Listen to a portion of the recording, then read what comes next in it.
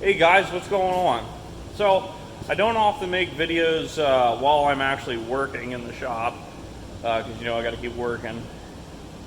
But today, we got a little free time on our work schedule, so I'm working on our 66 CJ6, which if you look in the grill, you'll notice there's some weirdness here. Well, there's a lot of weirdness. Well, not weirdness, more like coolness. So this is a V2203 Kubota shoved in here with an Overland Willys or Overland diesel kit, and it does all right. It does pretty good. We put a new injection pump in it and took the timing shims out, which advances the timing, gave her a little more fuel, and it works pretty good. So we're going to the next step here, and as you can see, we shoved an intercooler in the grill, and we got to plumb that. But the battery normally sits here, where the intercooler pipe's going to have to go. So, as you can see, the battery cables now run down the frame rail along the bottom, and I'm still working on tying them up because the battery, well, I'll just take you around the back. The battery goes right there. So, I got to finish running the cables here and do that. And we'll see what we do here. There's also some neatness in the other garage for this. Hang on 1 second. So, parts truck, bought it for the transmission. Here's some pictures of us attempting to put it on the lift, realizing it's not a good idea, moving it out here, putting it on the forklift, really making her flex, cutting it apart, dropping the frame out, and then just forklifting the engine and trans out. So, yeah. Rusty hunk of crap. So here we have the NV4500 that came out of that truck with an advanced adapter on it to bolt up to the Dana 18 transfer case that's in that Jeep.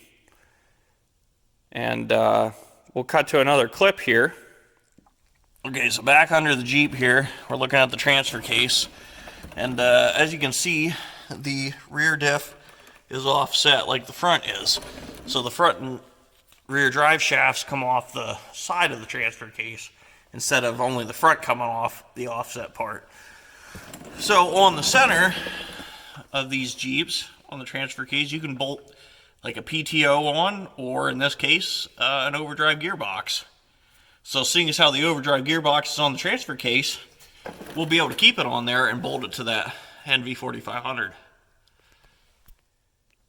So along with that overdrive that's on that transfer case in the Jeep, plus high and low in the transfer case itself, and the 5 forward gears in reverse that's in this transmission, will theoretically have 20 forward gears and 4 reverses. So if we can't find the gear we need for whatever situation we're in, we just need to quit.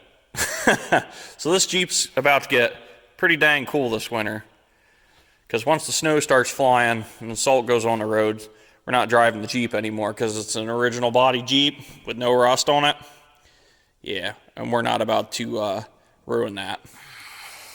All right, so here's our power and ground for our battery, power for the auxiliary heater that I'll show you in a second. Tied it there, tied it there, tied it there, tied it there, tied it there, and that is a piece of 7/8 heater hose that I ripped the outer layer off of because I need it to be a little bit thinner to fit up through the floor. Held on with a zip tie. Ugh. And still got to clean up the tools in here, but yeah, it comes up into the battery box, and yeah, we're gonna put a zip tie in here as well. The auxiliary heater, as you can see, that S-bar controller, if you look under the dash, that is basically like a miniature home oil furnace. Runs on diesel fuel, has a little burner inside, puts some heat out. There you can see our Y pipe that we added in, and with that garden tractor throttle lever there, it operates the cable that switches it to go between that vent and the defrosters, and it works well. we put that in before we swapped engines, and it made it easier to do the engine swap to delete the factory heater box, so that works well. But we give her power, turn the key on there. You can see our tiny tack lighting up. We got a digital water temp gauge, because that temp gauge is reading high all the time. Well, it turns out high to it is like 170. So, and we got an amp gauge, we got a pyrometer, we got a manifold pressure gauge, oil pressure gauge, and of course the tiny tack. But it's not going to start because I have the fuel shutoff pulled out, but she cranks plenty good. And it should with a Group 32 freaking Optima. Anyway, ouch. I'm going to take it for a drive with the GoPro set up in here, but not today because I'm really tired, and it's 5 o'clock. Time to call it quits for work, and then go play with tractors. Well, some time has passed since I recorded that last bit there, and yeah, we're going to get squished. As you can tell, there's quite a bit of snow on the ground. It's had some time to melt and compress, but we did get like 20 inches of snow, which is kind of unheard of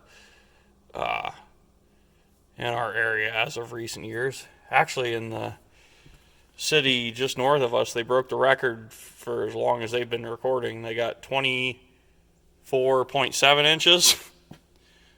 So, yeah, in one storm.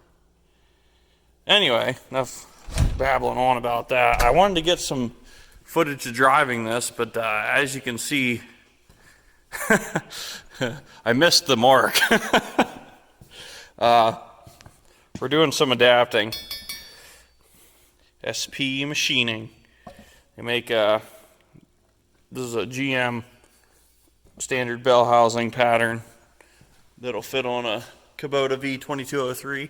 So that's what we're doing right now. I just removed the in the frame master cylinder because we're going to go to a firewall mount. And so I got to get this adapter plate bolted up. And then they have this adapter that bolts to the crankshaft unless you bolt fast GM flywheel. And we're using one out of, it would be off a 6.5 because it's big and heavy, and it's supposed to help knock down like a lot of the vibrations and jumpiness of that this had with the standard flywheel that came with the Overland Willys kit, which it's a good kit. It's a good kit, don't get me wrong, but this way too, we're going to go with a 12-inch GM style clutch, and it's going to work a lot better, we do believe. So anyway, you'll have to see more progress in the next video because I'm wrapping this up for now, but that way I can get some content out for you guys. It's been a while, huh?